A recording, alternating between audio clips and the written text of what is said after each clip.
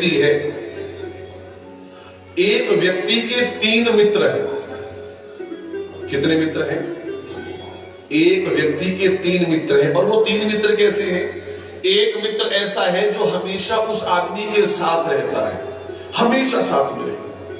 दूसरे नंबर का मित्र जो है वो सवेरे शाम मिलता है।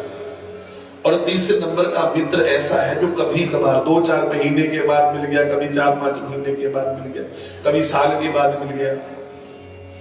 लेकिन उस आदमी को अपने इन तीनों मित्रों के ऊपर सतत विश्वास था कि जब जीवन में संकट आएगा तो तीनों में से एक आध तो काम आ ही जाएगा। मेरे तीनों के ऊपर विश्वास था। और ऐसे ही एक दिन उस आदमी को एक ऐसा व्यक्ति चाहिए था जो अदालत में जाकर के गवाही देता। अदालत में गवाही देने के लिए कोई व्यक्ति चाहिए था। अपने तीनों मित्रों के पास गया, भैया मेरी सहायता करो। पहले नंबर के मित्र के पास गया जो हमेशा साथ रहता था उसके। उसने सोचा ये तो पक्का मेरे साथ चलेगा, इसको सब कुछ पता है मेरे बारे में। जाकर के कहा भैया अदालत में चलना, जरा गवाही दोगे मेरे।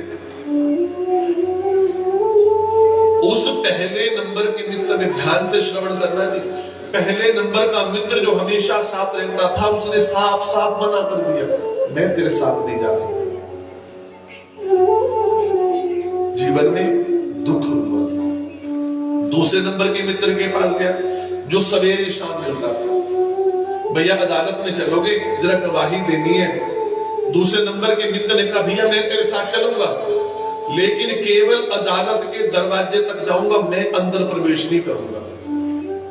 अरे भैया फिर क्या फायदा तेरा?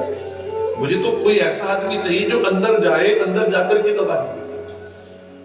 थोड़ा सा जीवन में दुख और हो गया।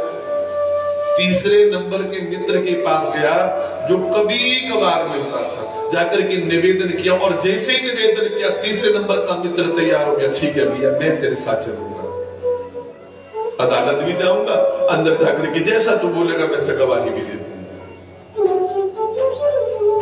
तीसरे नंबर का मित्र जाकर के गवाही देता है। अब विचार करना ये 3 मित्र कौन है? ये हम लोगों के भी 3 मित्र हैं। वो व्यक्ति कौन है? वो व्यक्ति है ये आत्मा, ये जीवात्मा। और हमारे 3 मित्र हैं। पहला मित्र जो हमेशा हमारे साथ रहता है वो है हमारा ये शरीर। अदालत है मरने के बाद जान भगवान का वो घर, जहां पर हमारे कर्मों का हिसाब किताब किया जाएगा। इस तन से कहा तू मेरे साथ चलेगा, वहां जाकर के गवाही देगा। इस तन ने कहा भैया मैं तो नहीं जा सकता, जब मृत्यु आती तो शरीर तो वैसे का वैसा ही पड़ा रह जाता है। दूसरे नंबर का मित्र जो सवेरे शाम मिलता था वो है हमारे रिश्तेदार, घर परिवार वाले। घर परिवार वाले कहते हैं भैया चलेंगे केवल अदालत के दरवाजे तक, और अदालत का दरवाजा है शमशान घाट। सब लोग वहीं तक चलते हैं ना, आगे तो कोई नहीं जाएगा। अकेले आए हैं, अकेलों को वापिस जाना है। और अदालत के दरवाजे पर जाकर के फिर शरीर को जला करके सब लोग अपने घर चले जाते हैं।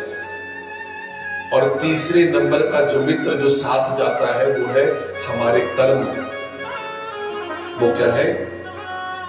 अगर हम लोगों ने अपने जीवन में सत्कर्म किए हैं तो फिर वहां जाकर के भगवान हम लोगों को कुछ अच्छा ही फल देंगे। और अगर हम लोगों ने कुछ पाप कर्म किया है, कथा में आकर के भी हम लोगों ने कथा को नहीं सुना, कथा में आकर के भी हमारा मन इधर उधर भटकता है, संतों के बीच ब्राह्मणों के बीच हम लोगों ने दोषारोपण करना प्रारंभ कर दिया, तो फिर वो फल मिलने वाला नहीं। इसलिए जीवन में सत्कर्म करना चाहिए।